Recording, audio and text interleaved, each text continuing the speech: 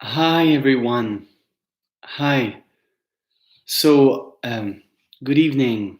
In about 10 minutes, I'm going to lead you in night prayer. But I wanted to come here right now with you to basically just go over the Pope's extraordinary address that he delivered while praying for an end of the coronavirus pandemic. And so, because we were hearing a translation, all through, I just thought that it would be helpful for you to have just the full address just in English so you can go back to it. So, I'm not going to make a commentary of it. I'm just giving it to you as if you had heard it all in English to begin with. And then I'll follow that with night prayer. Okay? These are the words of Pope Francis. When evening had come, the gospel passage we have just heard begins like this. That was Mark chapter 4 verse 35. For weeks now it has been evening. Thick darkness has gathered over our squares, our streets, and our cities. It has taken over our lives, filling everything with a deafening silence and a distressing void that stops everything as it passes by. We feel it in the air. We notice in people's just gestures, their glances give them away. We find ourselves afraid and lost. Like the disciples in the gospel, we were caught off guard by an unexpected turbulent storm. We have realized that we are on the same boat, all of us, fragile and disoriented, but at the same time important and needed. All of us called to roll together, each of us in need of comforting the other. On this boat are all of us. Just like those disciples who spoke anxiously with one voice, saying, "We are perishing," verse 38. So we too have realized that we cannot go on thinking of ourselves, but only together can we do this. It is easy to recognize ourselves in this story. What is harder to understand is Jesus' attitude. While his disciples are quite naturally alarmed and desperate, he stands in the stern, in the part of the boat that sinks first. And what does he do? In spite of the tempest, he sleeps on soundly, trusting in the Father. This is the only time in the Gospels we see Jesus sleeping. When he wakes up, after calming the wind and the waters, he turns to the disciples in a reproaching voice. Why are you afraid? Have you no faith?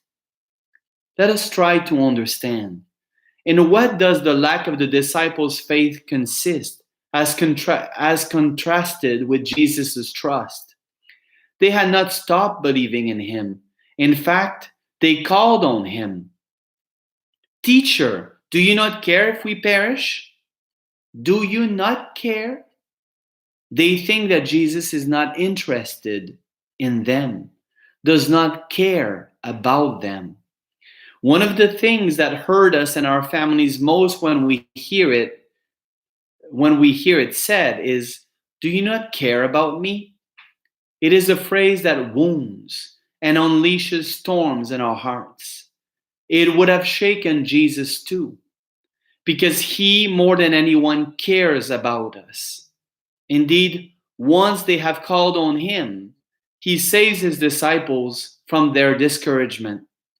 The storm exposes our vulnerability and uncovers those false and superfluous certainties around which we have constructed our daily schedules, our projects, our habits, and priorities. It shows us how we have allowed to become dull and feeble the very things that nourish, sustain, and strengthen our lives and our communities. The tempest lays bare all our prepackaged ideas and forgetfulness of what nourishes our people's souls. All those attempts that anesthetize us with ways of thinking and acting that supposedly save us, but instead prove incapable of putting us in touch with our roots and keeping alive the memory of those who have gone before us. We deprive ourselves of the antibodies we need to confront adversity. In this storm, the facade of those stereotypes with which we camouflaged our egos, always worrying about our image, has fallen away, uncovering once more that blessed common belonging of which we cannot be deprived, our belonging as brothers and sisters. Like the disciples, we will experience that with Him on board, there will be no shipwreck. Because this is God's strength, turning to the good everything that happens to us, even the bad things. He brings serenity into our storms, because with God, life never dies. Why are you afraid? Have you no faith? Lord, your word this evening strikes us and regards us, all of us. In this world that you love more than we do, we have gone ahead at breakneck speed, feeling powerful and able to do anything.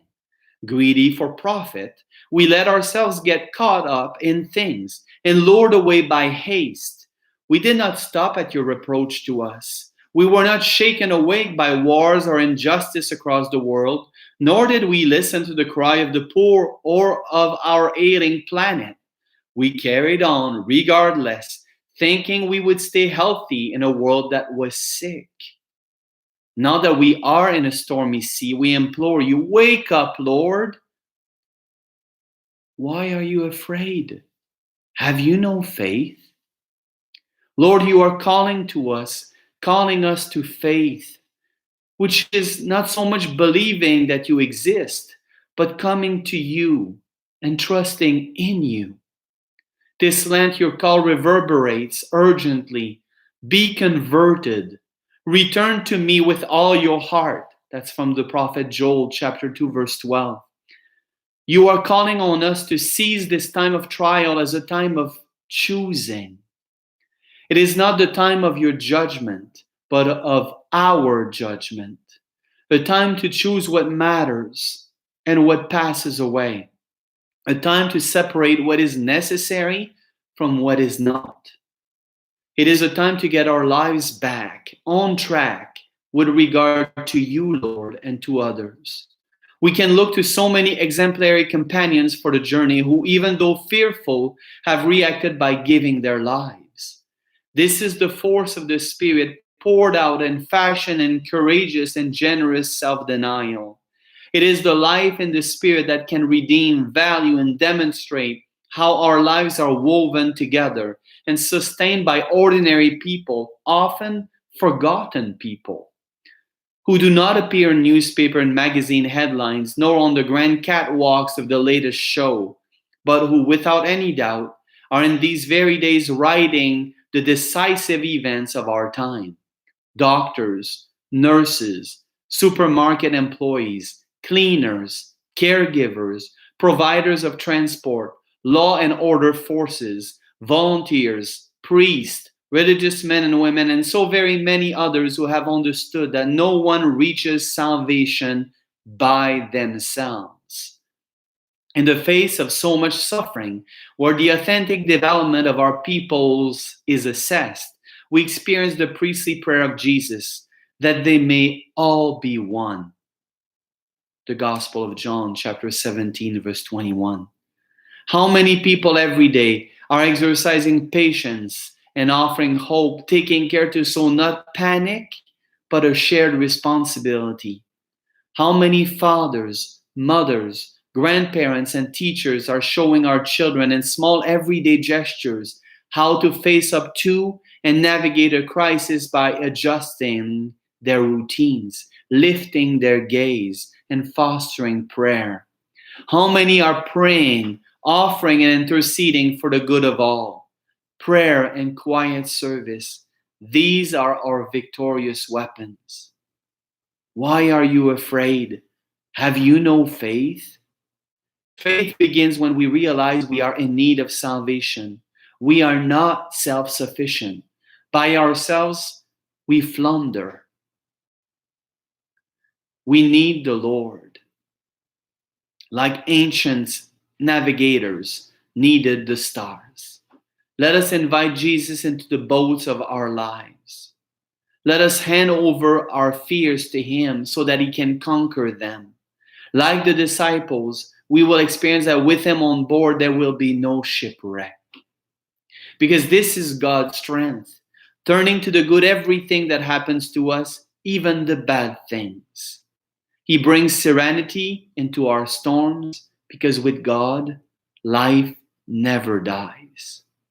The Lord asks us, and in the midst of our tempest, invites us to reawaken and put into practice that solidarity and hope capable of giving strength, support, and meaning to these hours when everything seems to be floundering.